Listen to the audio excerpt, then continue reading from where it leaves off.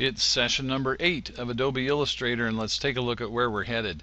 We're going to work with the pen tool today, and this will be the kind of thing that you'll have when you're done. Again, like always, it won't look just like mine, but yours won't look just like mine, but it'll look something like this. And when you start, it's going to look like this. I just have this artboard that's kind of mapped out with the things that I want you to do, and in the course of this movie I'm going to show you how the pen tool works and how we're going to use it in this assignment, and then it really kind of takes some practice to get used to it when you use it in other assignments, but you might find out that you like it. Alright, so I'm going to go ahead and close these two, and here we go. In Illustrator, I'm going to click File and click Open, and I'm going to get to our Courses drive. That's Drive L. I'll use period 1 as an example. You use your class period, go to the Assignments folder, go to Adobe Illustrator, and go to the Pen Tool, Session 8, and here is the file. We'll fire that up, and I'm going to do a Control-0 to zoom out a little bit. Now basically the pen tool works a couple of different ways. Here's one way it works. You can just take the pen tool, which is located, by the way, right here, third tool down in the left-hand column on the toolbar. That's the pen tool, and I'm just going to click, click, click, click, and click, and see what that did. And let me undo that, or let me take that and just delete that. I'll go back to the pen tool. See, the big thing with the pen tool is if you just click, click, click, click, click, click, it's like connect the dots. All right, everywhere I click, it draws a line segment to that point, and if you go back to a spot where you started, it'll close the shape and the pen tool will stop operating when you close the shape. Now see, this weird looking shape that I made here could be filled with any color or whatever you want, and there we go. Well, that's kind of an odd shape, so let's get to work on what we're going to do here. And the first thing I want you to do with the pen tool is take the pen tool and create, it doesn't have to be a perfect square, but I want you to create a figure that has 4 sides. Alright, well, again, pick a spot and click, move to another spot and click, move to another spot, click, move to another spot, click, and then come back to where you started. If you look carefully, you'll see what looks like a little 0 or a little O right next to the pen tool, and you just click, and that closes the shape. Now this one turned out to be filled with this kind of reddish color just because that's the color I had active at the time, but that's a 4-sided object with the pen tool. Alright, there we go. Now the next one says 3 sides. Well, okay, same kind of idea. I'll take the pen tool, I'll find a spot and click, go to another spot and click, go to another spot and click, and then I'll come back to where I started and click again. Got it.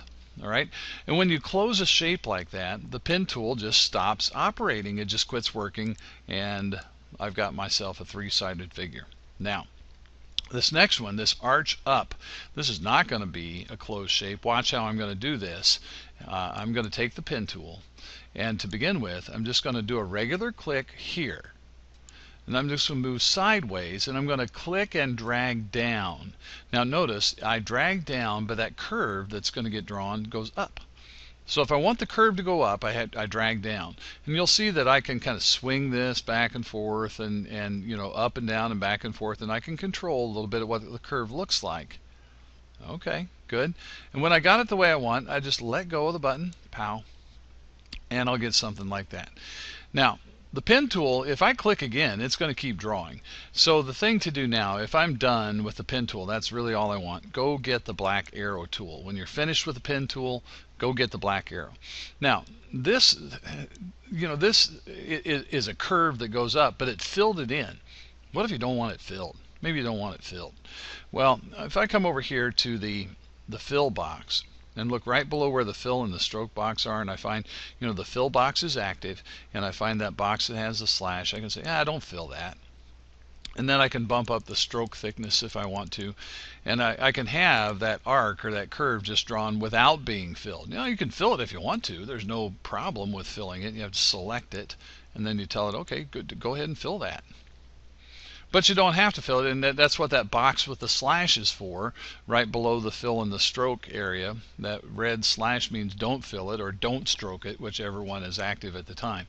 Alright, so that's what I mean by an arch up. Alright, now this one's going to be an arch down. It's going to be just the opposite.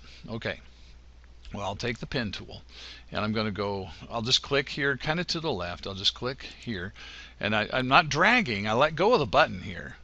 All right, I just do a regular click. I let go of the button. I come over, and then I'm going to click and drag up because I want the arc to go down. So I click and drag up, and it bends down. Now I can swing it out to the side, or I can kind of manipulate that thing and try to get it looking the way I want, just by swinging this control arm around like this. Okay, good, good, good, good. That looks good.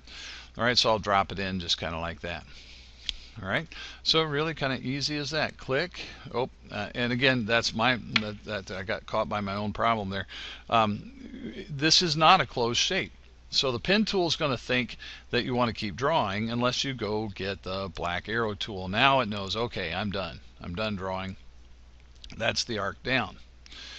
All right, so a good habit to get into: when you're done drawing with the pen tool, go click the black arrow tool, and that lets Illustrator know that you're done. All right, now the next one's going to be an open curve again, but it's going to be an S curve. All right, now there are a number of ways you could do this. Watch. To begin with, I'm just going to kind of find a spot right below where it says S curve. I'm going to click and drag to the left. Now I'm going to let go of the button and move right below there, and I'm going to click and drag to the right. I'm going to let go of the button. I'm going to move below there, and I'll click and drag to the left. And look what I got. Now I'm done drawing, so I'll go get the black arrow. And look, very nice S curve there. Lovely. And notice how that worked. It was a left, right, left kind of thing. Now I'm going to delete that. Excuse me. And watch, I'll do this again. Now if you kind of get it backwards and you go, let's say if I click and drag to the right. Let go of the button, come down here. Click and drag to the left. Let go of the button, come down here, click and drag to the right. I'm done, so I'm going to go get the black arrow. Now it's a backwards S, but it's still an S curve.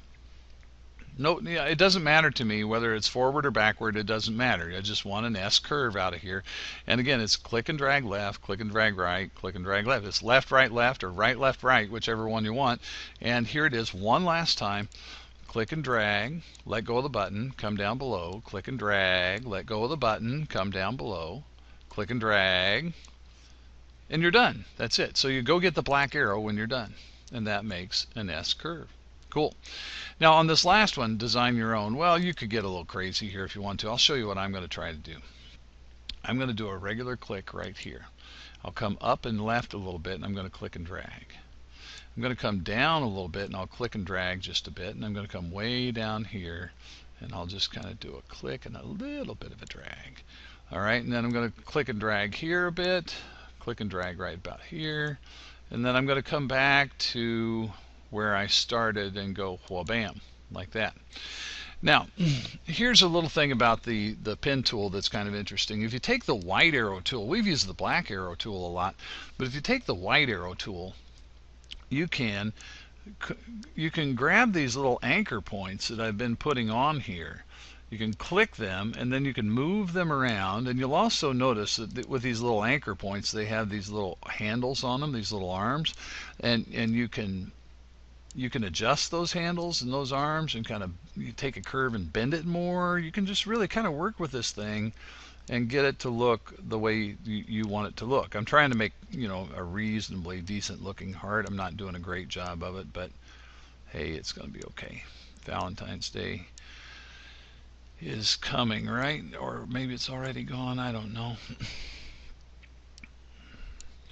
All right, so there we go. So I made a heart. Look at that.